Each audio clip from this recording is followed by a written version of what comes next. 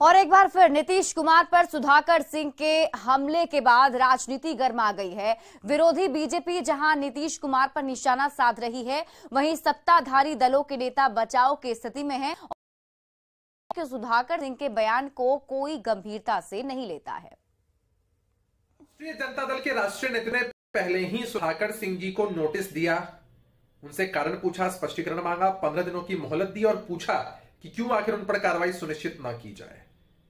अब के बजाय वो इस तरह की टिप्पणियां कर रहे हैं जो कहीं ना कहीं राष्ट्रीय जनता दल के राष्ट्रीय नेतृत्व के खिलाफ अनुशासनहीनता का प्रतीक है। देखिए, सुधाकर सिंह जी के बयान को अब कोई नोटिस नहीं ले रहा है। पता नहीं क्यों अब एक छवि बन गई है कि वो आए दिन कुछ न कुछ बोलेंगे ही, ऐसा ही बोलेंगे।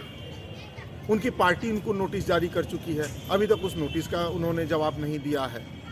तो अब सुधाकर सिंह जी के किस बयान पर क्या गंभीर बात की जाए? माननीय उप मुख्यमंत्री श्री तेजस्वी प्रसाद यादव जी ने पहले ही स्पष्ट कर दिया है कि जो भी महागठबंधन और महागठबंधन के नेतृत्वकर्ता माननीय नीतीश कुमार जी के खिलाफ बोलता है, इसका मतलब है कि वो कहीं ना कहीं भाजपा की नीतियों और रीतियों का समर्थन करता है कि हम कैसे अपने आप को सत्ता में बनाए रखें। एन केन प्रकारेण नीतीश बिहार कहीं भी जाए, किसी भी स्थिति में रहे, बिहारवासी किसी भी परिस्थिति में रहे, नीतीश कुमार को कुर्सी कुमार बने रहना है और इसके लिए तमाम तरह की कवायदे करते रहनी है।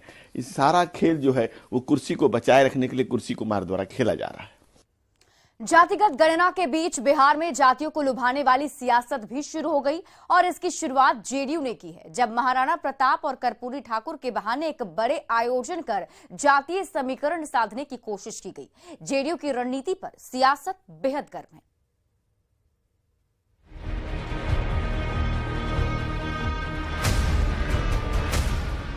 बिहार में जातीय गणना का काम चल रहा है। कौन किस जाति का है, ये पता करने की कोशिश सरकार की ओर से की जा रही है, लेकिन इसी के साथ महापुरुषों को याद करने के बहाने अब बिहार में सियासत भी खूब हो रही है। महाराणा प्रताप की मूर्ति का पहले मुख्यमंत्री ने अनावरण किया। अब 23 जनवरी को पटना के मिलर स्कूल में बड़े समारोह की तैयारी हो रही है, जिसमें पार्टी के नेता जोर शोर से जुटे हैं। वैसे अगले ही दिन यानी 24 जनवरी को कर्पूरी ठाकुर की जयंती भी मनाने की तैयारी में पार्टी के नेता जुटे हैं, लेकिन इसे सियासत के चश्मे से नहीं देखने की बातें की जा रही हैं।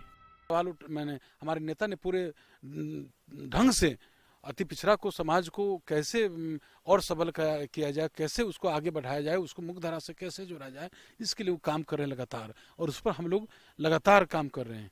तो महाराणा प्रताप जी सबको लेके चलते थे। हमारा नेता नीतीश भी जाति धर्म को लेकर चलते हैं। उनका पुण्यतिथि था 19 तारीख को। हमने मांग किया था 2020 में कि मूर्ति लगना चाहिए। माननीय मुख्यमंत्री ने आश्वासन दिया था, वो आश्वासन 3 साल बाद पूरा हुआ। पटना के हार्ट ऑफ द सिटी में लगाएगा, जिसका उद्घाटन माननीय मुख्यमंत्री नीतीश कुमार जी की, उसी के उपलक्ष्य में स्वाभिमान दिवस।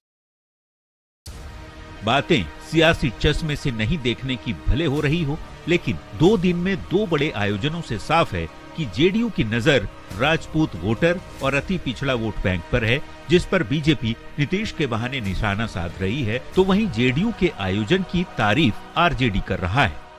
चुनाव जब जब आता है जदयू जगती है और निश्चित रूप से जातीय आधार उनका खिसक रहा है। लोगों का विश्वास मुख्यमंत्री पर से उठ रहा है, तो कुछ लोगों को लगाया है इस तरह का टीम बना के कि जातीय रैली कीजिए, जातीय सभा कीजिए, करती है। लेकिन बिहार की जनता सजग हो चुकी है, सभी जातियां जान रही है कि सभी को ठगने का एक काम कर रहे हैं। महाराणा प्रताप सिंह, आप जानते हैं कि उनके शौर्य और पराक्रम के कायल दुनिया है।